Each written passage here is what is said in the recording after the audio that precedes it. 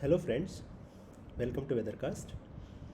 Today I'm going to talk about basic features and dynamics of Kelvin waves, which play a very important role in ocean as well as atmosphere in modulating the weather systems as well as some of the climatic systems. So before we get into what are Kelvin waves, just a very quick synopsis on what do we mean by waves. Basically, there are disturbances in ocean and atmosphere that repeat themselves in space and time with a wave number k and with a frequency omega. So this is in space and this is in time. And they transfer energy from one place to the other.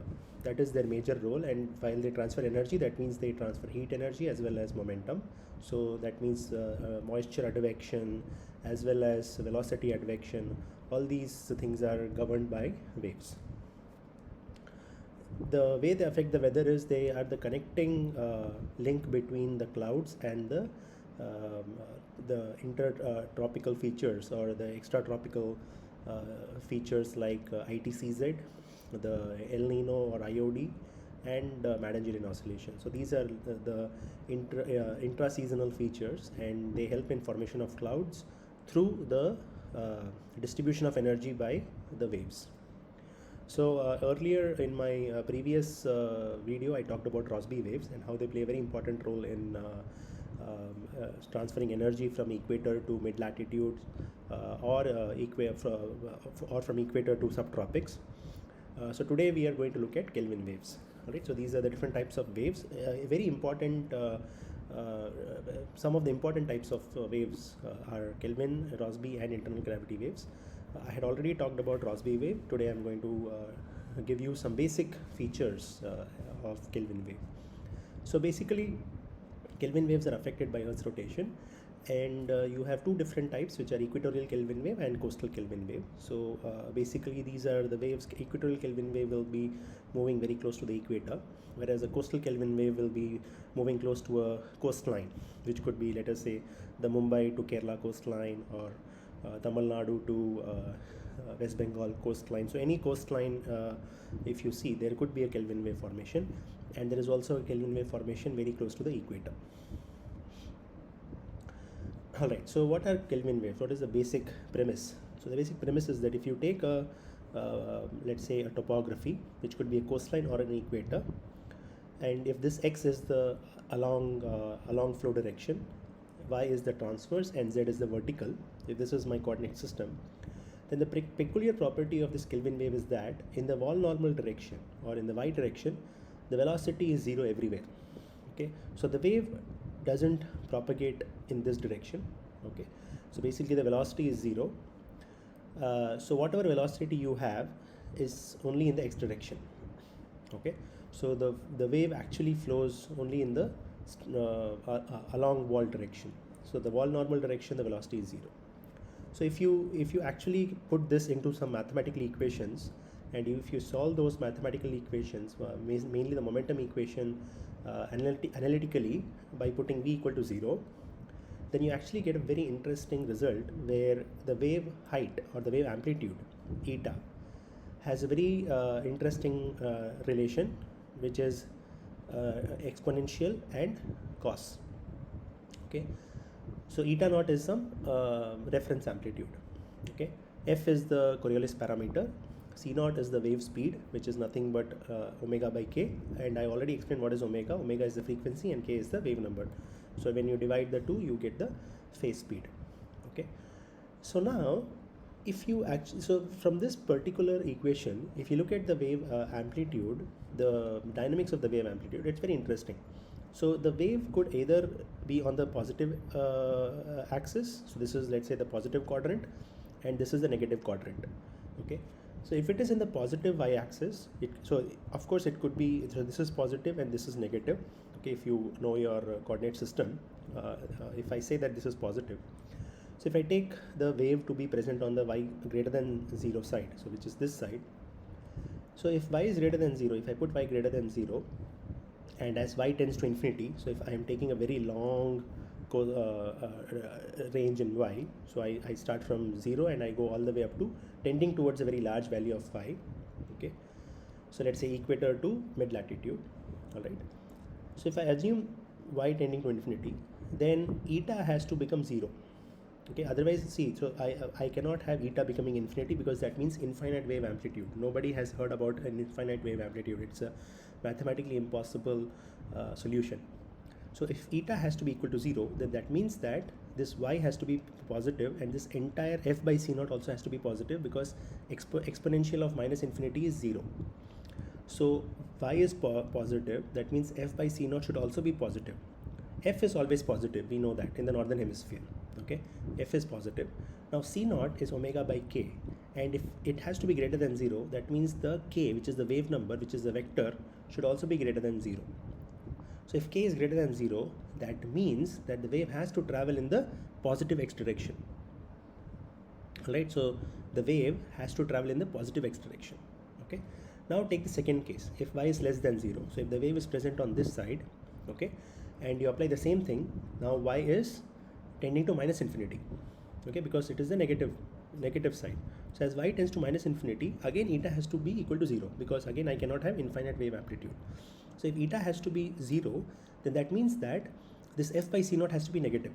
Then only this negative will become positive, and I will get exponential of minus infinity, which will make eta 0.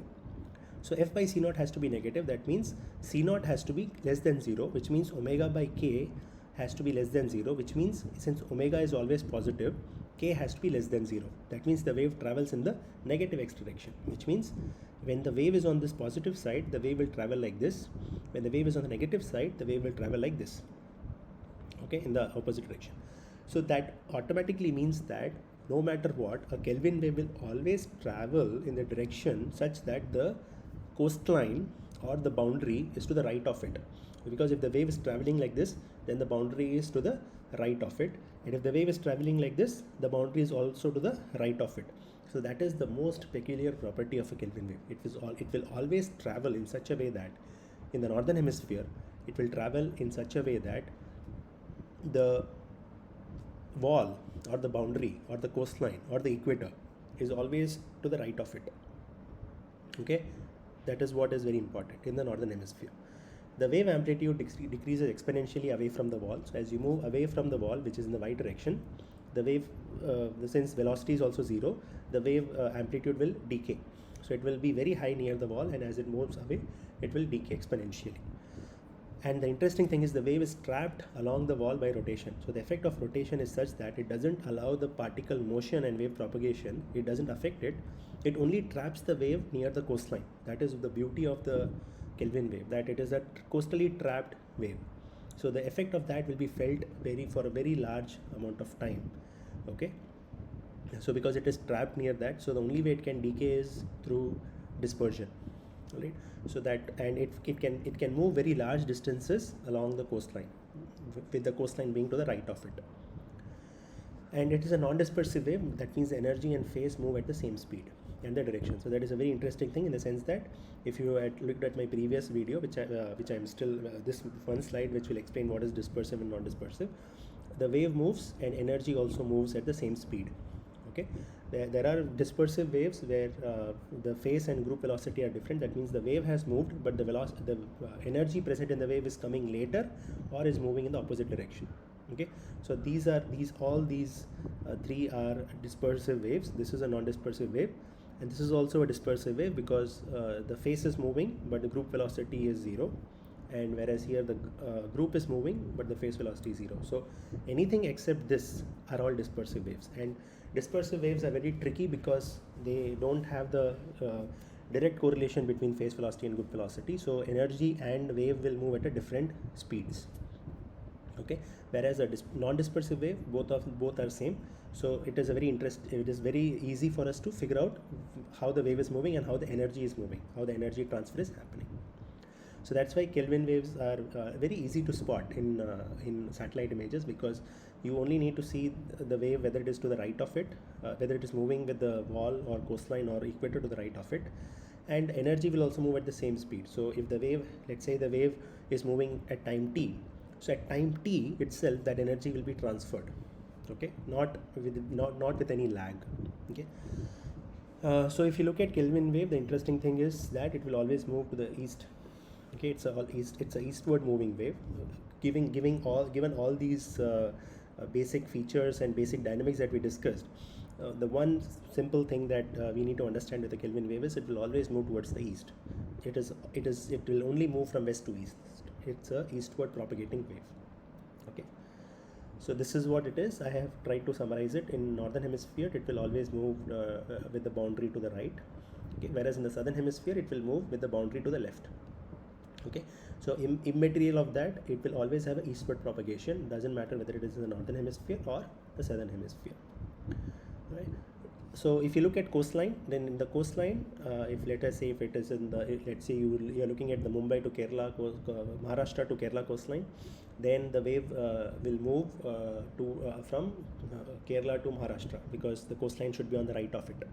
Okay, so that will be the motion. Whereas if you look at the Kelvin wave from west, if you take the coastline from the eastern side of India, which is West Bengal to Tamil Nadu, then the wave will move down. It will move from north to south, because the coastline has to be to the right of it.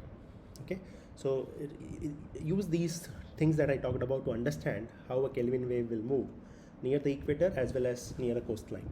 Okay, and what do they? Why are they very important? Because they redistribute momentum. They transmit energy, which is very important for formation of clouds and transfer of moisture from one place to the other, especially from the equator to subtropics, and that they play a very important role in governing the formation of a low pressure or intensification of that to a depression or a cyclone. Okay, so that's why we have to be very cautious in looking at the action of these waves, because it is not very simple. It is not just, because if you just look at charts or if you just look at model outputs, you will get very confused. But if you delve into the details, like if you try to see how a Kelvin wave is moving, how a Rossby wave is moving, then you will be able to get a better picture, okay, of the weather forecasting patterns. So that is how these waves are. I mean, the importance of these waves play. The role of the waves is very important in weather and as well as climatic forecasting. Alright, so with that I will end this video, and if you like this, please share it with your friends, and if you have any suggestions, write it in the comment box, and I'll be back with some more basic videos like these in the future. Thank you for your support, and have a great day. Bye.